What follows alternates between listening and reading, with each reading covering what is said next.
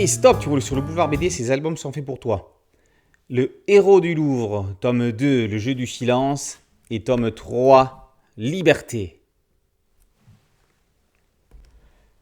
La famille Benamou, épuisée par la fuite, fait une escale prévue à Louvigny. Les déménageurs de Jacques Jaujard pensaient déjà être à Chambord.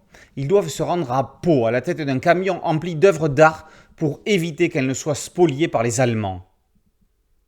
Il va falloir repartir plus vite que prévu et oublier Chambord. Dès demain, les nazis seront là. Ils brûlent tout, rasent tout. C'est alors que la voix du maréchal Pétain se fait entendre sur un transistor. Le militaire annonce la reddition. La France capitule. Si certains se réjouissent de la fin des hostilités, d'autres, moins naïfs, n'y voient qu'une marche de plus gravie dans l'escalade de la guerre. C'est l'occupation. Il paraît que la France va être coupée en deux par une ligne de démarcation séparant une zone libre d'une partie occupée. Au sein même de la famille de Babi, tout le monde n'a pas le même objectif. Yvette, pensant qu'il n'y a plus de risque, part rejoindre son mari Jacques à Paris avec son fils Maurice, contre l'avis de sa mère. Pour le reste de la famille, il faut amener au plus vite la Joconde en zone libre. Ce n'est pas divulguer la fin que de dire qu'ils vont y arriver. On s'en doute dès le départ, puisque dans la narration, c'est un vieux Babi qui raconte ses exploits à sa famille, et en particulier à un certain Élie, qui prend des notes. Peut-être en fera-t-il un jour une histoire. Ce Élie, on le connaît bien, puisque c'est le réalisateur et metteur en scène Élie Chouraki. Dans la troisième partie du récit, on assiste à un jeu du chat et de la souris avec l'occupant, d'un côté, et la famille de juifs et les œuvres d'art de l'autre, qui devront rester cachés pendant des mois et des mois. Et les œuvres et la famille.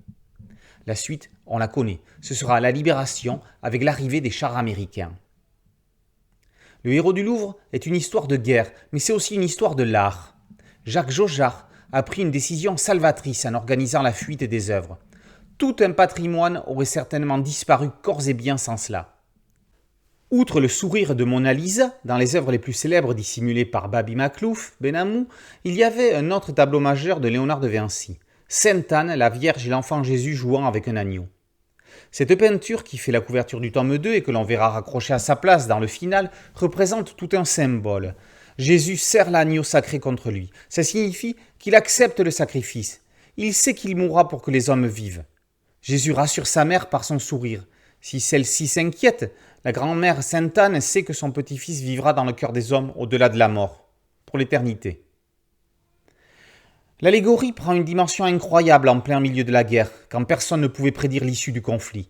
Elle donne de la force et de l'abnégation à tous ceux qui résistent contre l'ennemi sans savoir s'ils en sortiront vivants.